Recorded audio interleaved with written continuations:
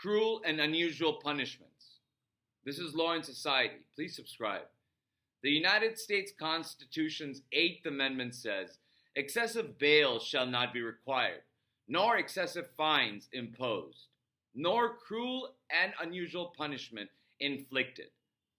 The way that the amendment is written, it is sort of excessive bail shall not be required. That happens before the trial process, nor excessive fines imposed. That happens after the trial process, nor cruel and unusual punishments inflicted, which generally happens after a trial process upon showing of due process. But this amendment doesn't really say that the impact and the power of this amendment is limited only after the other previous amendments have been satisfied. It just says no cruel and unusual punishments will be inflicted. And when you go to the stories of what's happening in the detention centers across America, it is hard to ignore the cruel and unusual situations that people are being subjected to. So I'm going to read you some instances, and then you tell me whether it's cruel and unusual or not. Becky Wolzin, a senior lawyer for the National Center for Youth Law, says this: children not getting child-friendly food, not being able to eat what's offered. As you mentioned, people reported vegetables that were moldy or had worms in them. People have gotten sick following meals.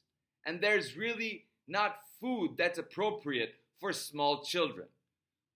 What we see is that as kids are in these prolonged restrictive settings, they really begin to deteriorate.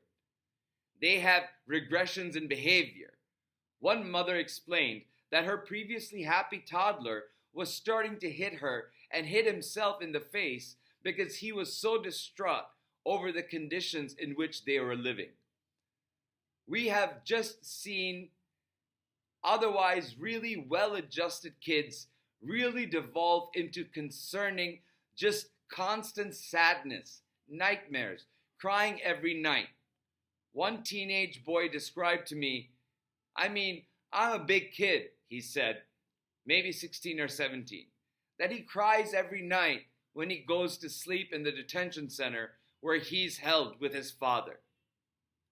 There was a death of a Cuban migrant that was ruled homicide by Dr. Victor Wheaton, a forensic pathologist who reviewed the autopsy for the Associated Press and said the presence of the impact on the eyes support the conclusion that asphyxia caused the death. Those injuries suggest pressure on the body and are often associated with such deaths, he said. He said the contusions on Lunas Campos's body may reflect physical restraint, and neck injuries were consistent with a hand or knee on the neck. That was of the Cuban immigrant who died and was killed in DHS custody. Then there's the gentleman who had his skull fractured. Mr.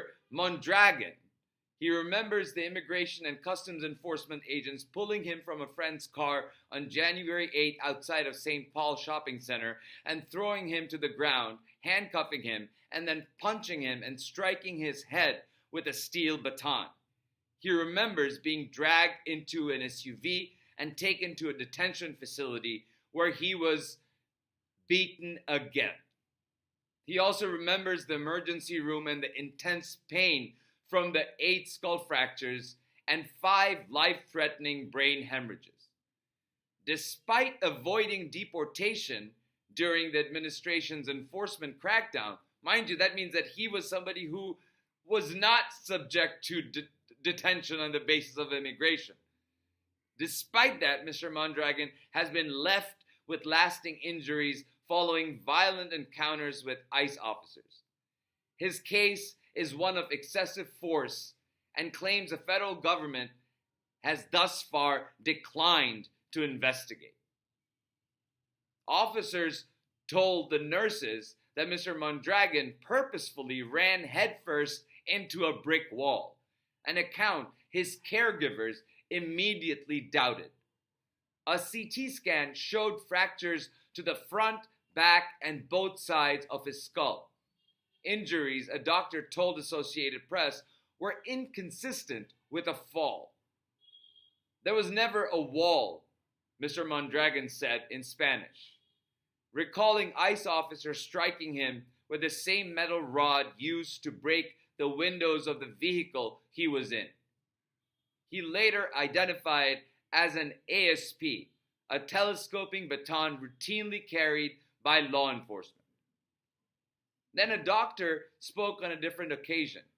We have our policies, but ICE personnel, as federal officers, don't necessarily comply with those. And that introduces tension, said a doctor who spoke on the condition of anonymity. Then there was a ProPublica article done, and there's a thread, and I provided the link in the description box, where children write and speak about what they are experiencing in these detention camps. I have never been separated from my siblings, and it's honestly sad because they are little and they need their mom and sister.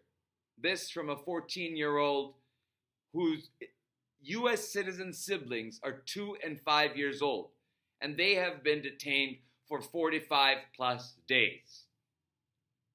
I have already spent more than 60 days waking up eating the same repetitive meals, going to the doctor, and that's the only thing they tell you is drink more water.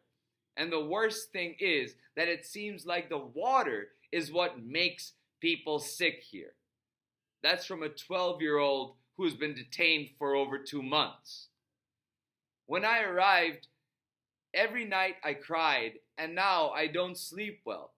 I felt that being here was my fault, and I only wanted to be on vacation like a normal family, said the 9-year-old Maria, who was detained on her way to Disney World and has now spent 113 plus days in the Dilley Detention Center in Texas. Then there is the news of an 18-month-old baby held with her parents at this detention center in Texas, becoming so ill last month that she was rushed to a hospital with life-threatening respiratory failure. Then sent back to detention days later, where she was denied daily medication doctors prescribed, according to a federal lawsuit filed Friday. Amelia had been healthy before immigration officers arrested her family in El Paso in December and transferred them to the Dilley Immigration Processing Center. Advocates and pediatric experts have warned that conditions at the center are unsafe for young children. Amelia's health quickly deteriorated, the lawsuit says. On January 18th, she was rushed to a children's hospital in San Antonio where doctors treated her for pneumonia, COVID, and respiratory virus, and severe respiratory distress. Yet after Amelia's return to Dilley on January 28th, federal officials denied her access to the medication that doctors prescribed for her at the hospital, the lawsuit says, forcing her parents to wait in long lines for hours outside daily to request the medicine, only to be turned away. After baby Amelia had been hospitalized for 10 days, ICE thought this baby should be returned to Dilley, where she was denied access to medicines that the hospital doctors told her she needed. This is so outrageous, the doctor says. If these stories are not harrowing evidence of cruel and unusual punishment without due process of law, nothing is. Our federal government, now hijacked and turned into Trump's regime, is inflicting cruel and unusual punishment on children and families in violation of the Eighth Amendment. This lawlessness, manifesting as state-sanctioned neglect and sometimes deliberate punishment for no crime other than being brown. Hey, America, this is happening on your watch, in our name. Are you okay with it? I sure as hell am not. With the indelible trauma Trump is inflicting in our name, on our children, on children of this world, the inhumanity of what Donald Trump's regime is doing is cruel and unusual, and it violates the 8th Amendment. Children have rights. Children, if you have the right to life, liberty, and the pursuit of happiness, and there's no age restriction on it, you have the right to due process and not being subjected to cruel and unusual punishment, and all of the other rights vested in the Constitution of the United States. And we need to raise our voices about that. All of us who are not in these positions and have a voice need to raise our voices on behalf of these kids, on behalf of these people who are being brutalized and in some cases killed. Thank you for listening, and I'll talk to you soon.